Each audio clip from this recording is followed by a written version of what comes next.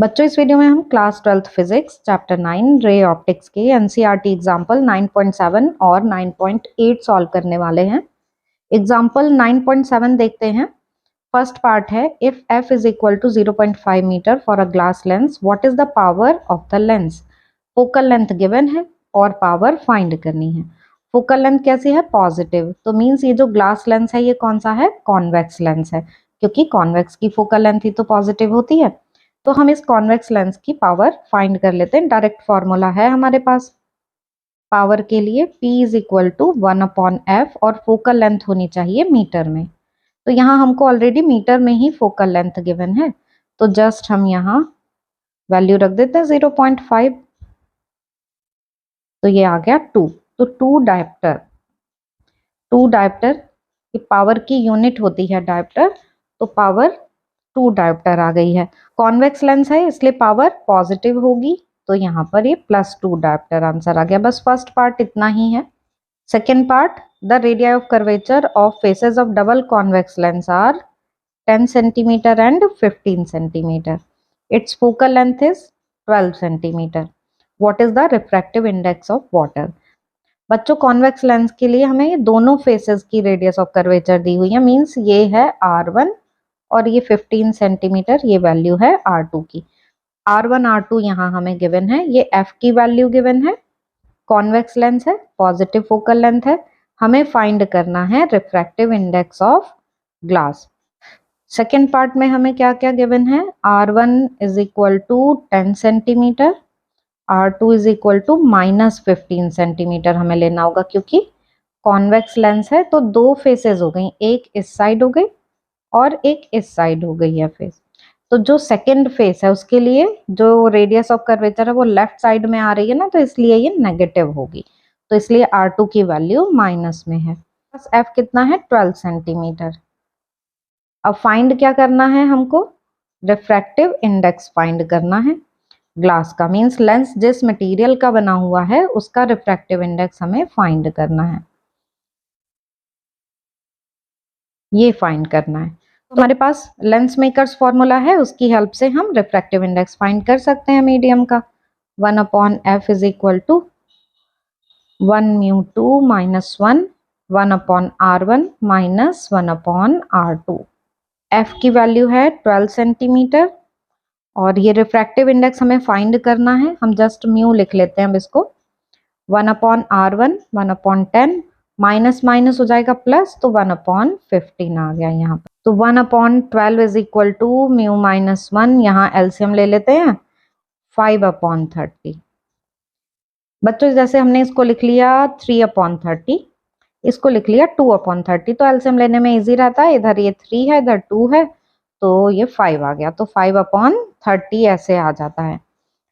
तो म्यू -1, अब ये 5 से 30 को कैंसिल कर दिया, 6 आ गया, तो म्यू -1 की वैल्यू कितनी आ गई? 6/12, 1/2।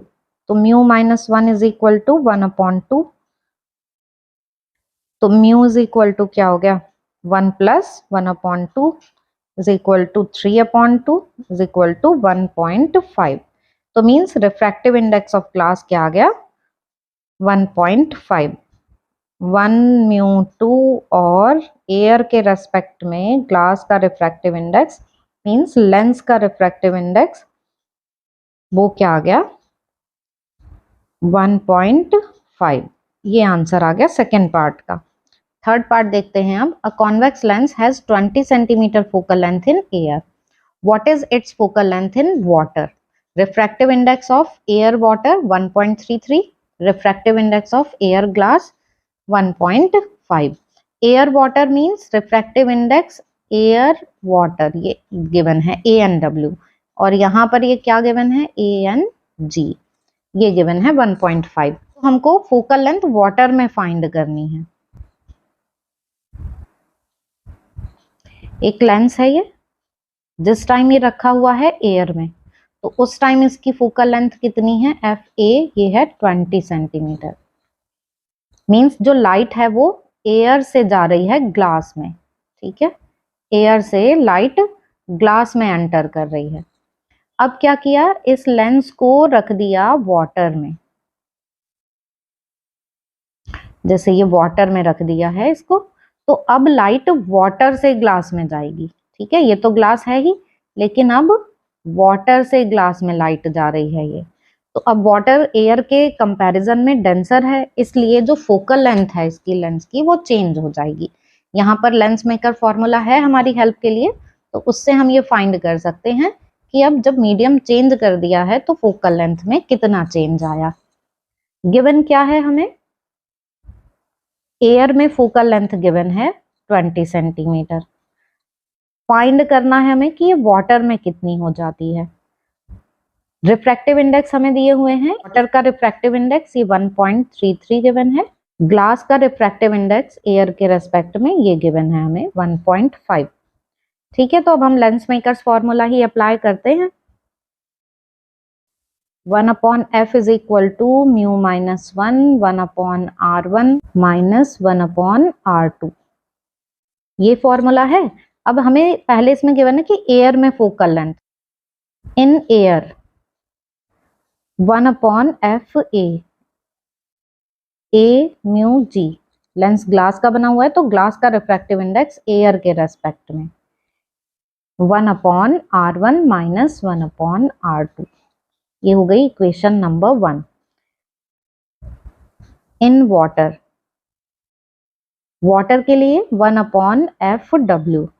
अब यहाँ पर रिफ्रैक्टिव इंडेक्स कौन सा लेना है हमें, वाटर से ग्लास के लिए।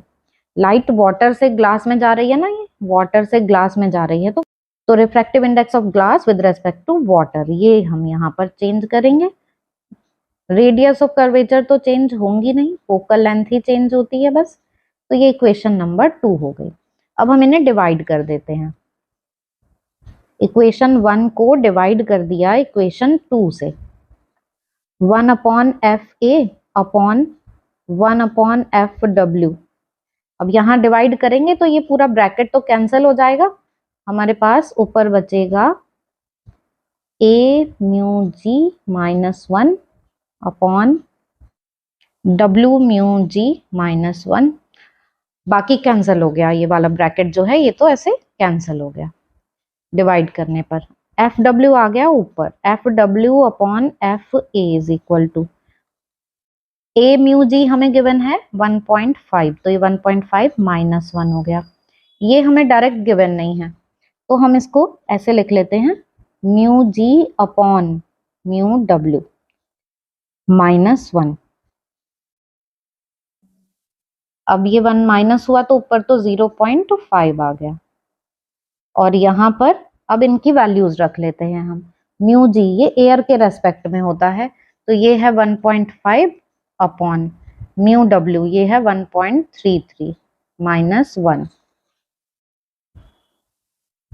FW upon FA is equal to 0.5 upon 1.5 minus 1.33 upon 1.33, 0.5 upon ये 1.5 में से 1.33 माइनस किया हमने तो ये आ गया 0.17, और ये जो अपॉन में 1.33 है ये चला जाएगा ऊपर 1.33, तो FW की वैल्यू आ गई। अब FA भी उधर मल्टीप्लाई में चला जाएगा। ठीक है, ये जैसे ये पॉइंट से तो पॉइंट हम काट ही सकते हैं, तो 0.5 into 133 upon 17 into FA।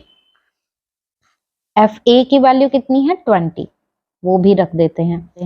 FA की वैल्यू आ गई 20, तो 20 और 5 ये कितने हो गए 10। ठीक है, तो ये आ गया 1330 अपॉन 17, हमारे पास आ गई 78.2 सेंटीमीटर, ये आंसर आ गया। ये हमने रफ वर्क किया था, इसको हटा देते हैं, तो ये आंसर आ गया है थर्ड पार्ट का। तो ये था बच्चों एग्जाम्पल 9.7। अब नेक्स्ट एग्जाम्पल देखते हैं बच्चों, एग्जाम्पल 9.8 देखते हैं। Find the position of the image by the lens combination given in figure. बच्चों फिगर में हमको 3 लेंसेज दिखाई दे रहे हैं, 2 are convex lens and 1 is concave lens. हमें ऑब्जेक्ट की डिस्टेंस भी गिवन है कि ऑब्जेक्ट फर्स्ट लेंस से 30 सेंटीमीटर के डिस्टेंस पर रखा हुआ है, और बाकी हमें लेंसेज के बीच की डिस्टेंस भी गिवन है। तो यहाँ हम फिगर में इसको और ड्रॉ कर लेते हैं और फिर देखते हैं कि किस तरीके का रे डायग्राम हम यहाँ पर बनाएंगे। सपोज ये है L1 लेंस, ये है L2 लेंस, ये है L3 लेंस।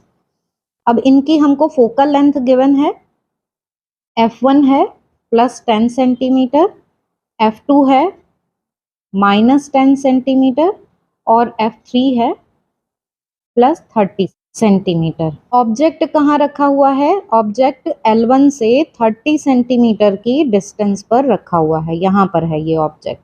अब हम क्या करेंगे कि पहले लेंस L1 से इस ऑब्जेक्ट की इमेज देखेंगे कि कहाँ पर बन रही है। फिर वो जो इमेज बनेगी वो इस दूसरे लेंस के लिए ऑब्जेक्ट का काम करेगी और ये उसकी इमेज बनाएगा। फिर L2 से जो इमेज बनेगी वो L3 के लिए ऑब्जेक्ट का काम करेगी और फिर L3 उसकी फाइनल इमेज बनाएगा। इस तरीके से हम तीनों लेंस से ये इमेज बनाएंगे और L3 से जो इमेज बनेगी वही फाइनल इमेज होगी।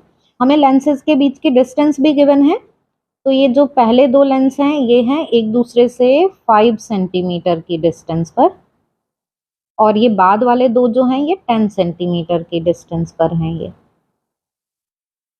ठीक है, तो अब देखते हैं फॉर लेंस L1 के लिए U1 की वैल्यू, U1 is equal to -30 centimetre. U तो नेगेटिव ही रहता है ना लेफ्ट में हो तो इस L1 के लिए जो U है वो माइनस में आ गया। F की वैल्यू हमें गिवन ही है इसमें +10 सेंटीमीटर। इसमें लेंस फॉर्मूला अप्लाई कर रहे हैं, 1/f is equal to 1/v minus 1/u। Lens 1 के लिए है इसलिए हम ऐसे ये सब 1 लिख दे रहे हैं। इससे हमारे पास 1/v1 की वैल्यू आ गई 1/f1 + 1/u1।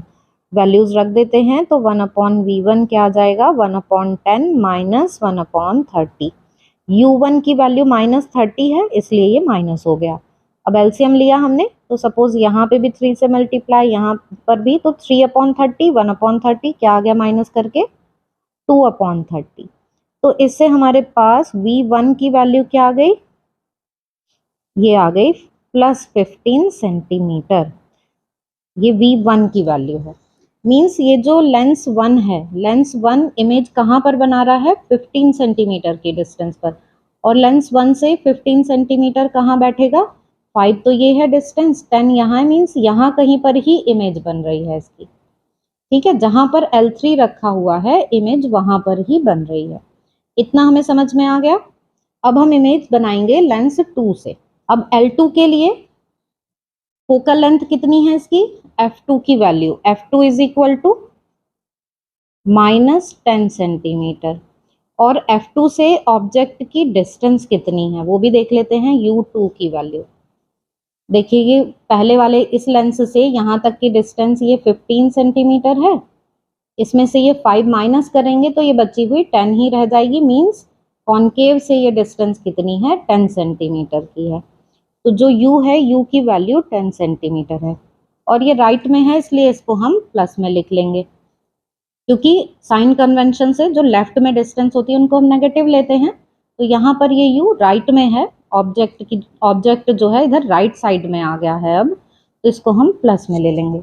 अब देखिए ऑब्जेक्ट कहाँ रखा हुआ है, ऑब्जेक्ट रखा हुआ है फोकस पर, और जब ऑब्जेक्ट फोकस पर होता है तो इमेज कहाँ बनती है इन्फिनिटी पर। ये हमें इमेज फॉर्मेशन से पता है तो हम इसको डायरेक्ट भी ऐसे लिख सकते हैं, V is equal to infinity. तो ये कौन सी वैल्यू आ गई V2 की वैल्यू। तो मीन्स लेंस 2 से जो इमेज है वो कहाँ पर बन रही है इन्फिनिटी पर। क्यों बन रही है इन्फिनिटी पर, क्योंकि ऑब्जेक्ट फोकस पर है, और जब ऑब्जेक्ट फोकस पर होता है तो इमेज कहाँ बनती है इन्फिनिटी पर। तो इस कॉन्केव लेंस के लिए ऑब्जेक्ट की जो डिस्टेंस है वो उसके फोकस पर आ रही है, इसलिए जो इमेज है वो कहाँ बनेगी इन्फिनिटी पर। Image is formed at infinity. L2 के लिए जो इमेज है वो L3 के लिए क्या है ऑब्जेक्ट। तो अब L3 के लिए ऑब्जेक्ट की डिस्टेंस U कितनी हो गई, U इज इक्वल टू हो गया इन्फिनिटी। यहाँ पर U3 लिख लेंगे, U3 की वैल्यू हो गई इन्फिनिटी, क्योंकि सेकंड लेंस ने इमेज कहाँ बनाई इन्फिनिटी पर, और यही जो इमेज है ये थर्ड के लिए ऑब्जेक्ट का काम करेगी, इसलिए U3 की वैल्यू इन्फिनिटी। अब U3 इन्फिनिटी है और F3 कितना है प्लस 30 सेंटीमीटर। फाइंड करना है हमें V3 फाइंड करना है कि फाइनल इमेज कहाँ बन रही है अब ये थर्ड लेंस से। तो इन दोनों को देख के हम डायरेक्ट लिख सकते हैं कि जब ऑब्जेक्ट इन्फिनिटी पर होता है तो इमेज कहाँ बनती है फोकस पर, और फोकल लेंथ कितनी है 30 सेंटीमीटर, तो इमेज कहाँ बनेगी 30 सेंटीमीटर पर ही बनेगी। As object for L3 is at infinity, so image is formed at focus, that is at f3। तो V3 की वैल्यू क्या आ गई, V3 आ गया 30 सेंटीमीटर। तो फाइनल इमेज कहाँ पर बनेगी, लेंस 3 से 30 सेंटीमीटर की डिस्टेंस पर। तो ये है यहाँ पर 30 सेंटीमीटर की डिस्टेंस सपोज यहाँ पर आ रही है, तो फाइनल इमेज यहाँ पर बनेगी। ये है V3 30 सेंटीमीटर की डिस्टेंस पर, तो ये V3 पर इमेज बन जाएगी। इनको हम फॉर्मूले से भी निकाल सकते हैं, जैसे हमने डायरेक्ट यूज कर लिया कि ऑब्जेक्ट फोकस पर है तो इमेज इन्फिनिटी पर बनेगी, और अगर ऑब्जेक्ट इन्फिनिटी पर है तो इमेज फोकस पर बनेगी। ठीक है, आप फॉर्मूले से इसे फाइंड करेंगे तो भी आपको सेम आंसर ही मिलेगा। ये हम यहाँ पे देख लेते हैं ऐसे फॉर्मूले से भी फाइंड करके, 1/v is equal to 1/f plus 1/u। तो f की वैल्यू कितनी है L2 के लिए -10 है, और u की वैल्यू कितनी है, ये +10 है, तो ये क्या आ गया 0। 1/-10 प्लस 1/10, तो ये 0 आ गया। तो v की वैल्यू 1/0 मीन्स इन्फिनिटी आ गई। तो हम ऐसे भी इसको निकाल सकते हैं। यहाँ पर हम ये लेंस 2 के लिए कर रहे हैं ना, तो ऐसे 2 लिख देते हैं, तो ये V2 की वैल्यू इन्फिनिटी आ गई। ठीक है, ऐसे ही यहाँ पर लेंस 3 के लिए भी हम ऐसे देख लेते हैं फॉर्मूले से, 1/v is equal to 1/f plus 1/u, और 1/f ऑब्जेक्ट कहाँ रखा हुआ है इन्फिनिटी पर। फोकल लेंथ कितनी है 30 सेंटीमीटर, ऑब्जेक्ट कहाँ रखा हुआ है इन्फिनिटी पर। 1/∞ क्या हो गया 0, तो 1/v से ये v की वैल्यू क्या आ गई, तो ये आ गया 1/30, 1/∞ 0 हो गया, तो v इज इक्वल टू आ गया 30 सेंटीमीटर। तो सेम आ गई ना वैल्यू, ये 3 के लिए है तो हम यहाँ पे 3 लिख देते हैं। तो आपने देखा कि आंसर सेम आ गया, चाहे हम फॉर्मूला अप्लाई करें या हम डायरेक्ट कॉन्सेप्ट यूज करके लिख दें तो सेम आंसर आता है। तो ये थे बच्चों एग्जाम्पल 9.7 एंड 9.8, इतने ही एग्जाम्पल्स हैं इसमें। अब हम इसके बाद NCERT की एक्सरसाइज सॉल्व करेंगे। तो इनसे रिलेटेड आपके कोई भी डाउट्स हो तो आप कमेंट सेक्शन में पूछ सकते हैं।